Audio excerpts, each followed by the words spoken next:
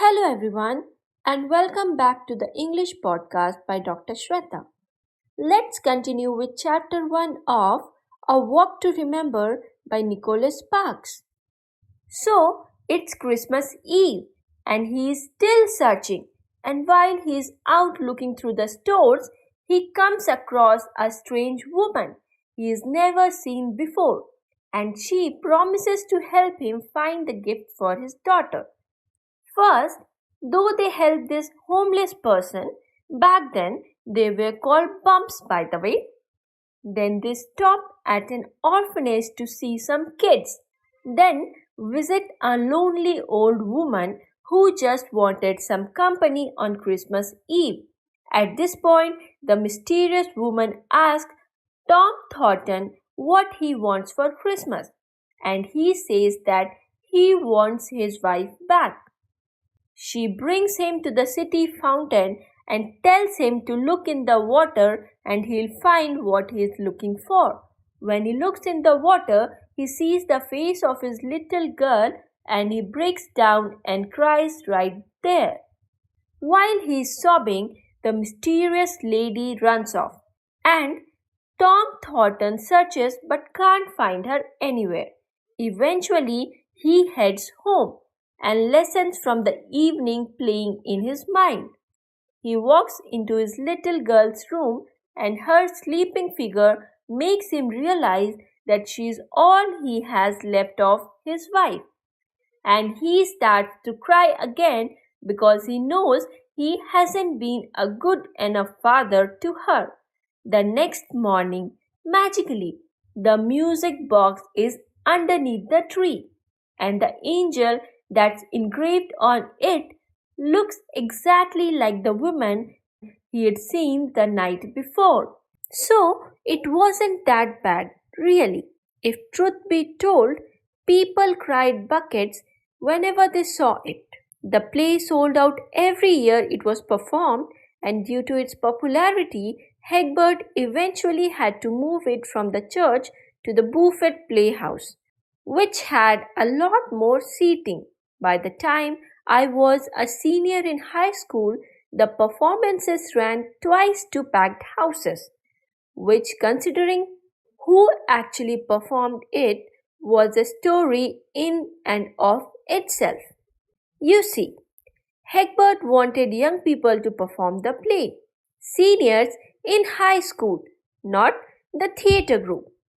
I reckon he thought it would be a good learning experience before the seniors headed off to college and came face to face with all the fornicators.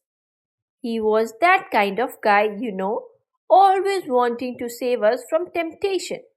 He wanted us to know that God is out there watching you, even when you are away from home, and that if you put your trust in God, you will be all right in the end. It was a lesson that I would eventually learn in time, though it wasn't Hegbert who taught me. As I said before, Beaufort was fairly typical as far as southern towns went, though it did have an interesting history. Blackbeard the pirate once owned a house there, and his ship, Queen Anne's Revenge, is supposedly buried somewhere in the sand just offshore. Recently, some archaeologists or oceanographers or whoever looks for stuff like that said they found it, but no one's certain just yet, being that it sank over 250 years ago and you can't exactly reach into the glove compartment and check the registration. Beaufort's come a long way since the 1950s, but it's still not exactly a major metropolis or anything. Beaufort was and always will be on the smallish side, but when I was growing up, it barely warranted a place on the map. To put it into perspective, the congressional district that includes Beaufort covered the entire eastern part of the state, some 20,000 square miles, and there wasn't a single town with more than 25,000 people. Even compared with those towns, Beaufort was regarded as being on the small side. Everything east of Raleigh and north of Wilmington, all the way to the Virginia border, was the district my father represented. I suppose you have heard of him. He is sort of a legend, even now. His name is Worth Carter, and he was a congressman for almost 30 years. His slogan every other year during the election season was Worth Carter represents blank, and the person was supposed to fill in the city name where he or she lived. I can remember driving on trips when me and mom had to make our appearances to show the people he was a true family man that we'd see those bumper stickers stenciled in with names like Otway and Chocovinity and Seven Springs. Nowadays, stuff like that wouldn't fly, but back then, that was fairly sophisticated publicity. I imagine if he tried to do that now, people opposing him would insert all sorts of foul language in the blank space. But we never saw it once. Okay, maybe once.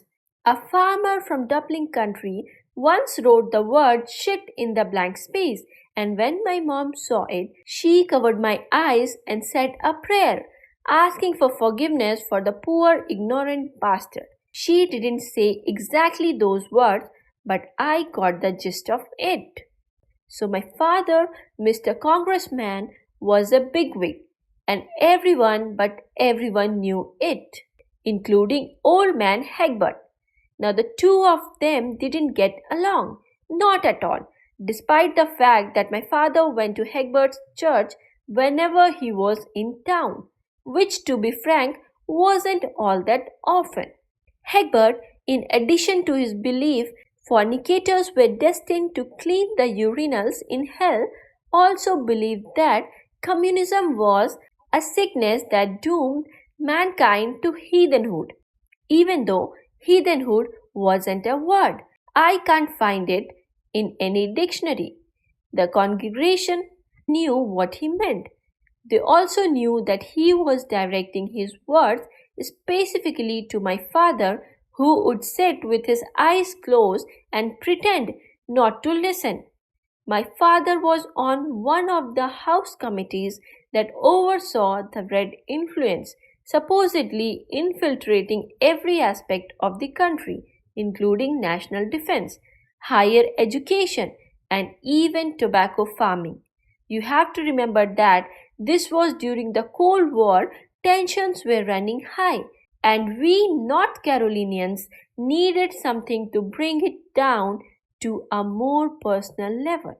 My father had consistently looked for facts which were irrelevant to people like Hegbert. Afterwards, when my father would come home after the service, he would say something like, Reverend Sullivan was in rare form today. I hope you heard that part about the scripture where Jesus was talking about the poor. Yeah, sure, Dad. My father tried to diffuse situations whenever possible. I think that's why he stayed in Congress for so long. The guy could kiss the ugliest baby known to mankind and still come up with something nice to say. He is such a gentle child. He would say when a baby had a giant head, or I'll bet she is the sweetest girl in the world, if she had a birthmark over her entire face. One time a lady showed up with a kid in a wheelchair. My father took one look at him and said, I'll bet you 10 to 1 that you are smartest kid in your class. And he was. Yeah, my father was great at stuff like that. He could fling it with the best of them, that's for sure. And he wasn't such a bad guy, not really. Especially if you consider the fact that he didn't beat me or anything. But he wasn't there for me growing up. I hate to say that because nowadays people claim that sort of stuff even if their parent was around and use it to excuse their behavior. My dad, he didn't love me.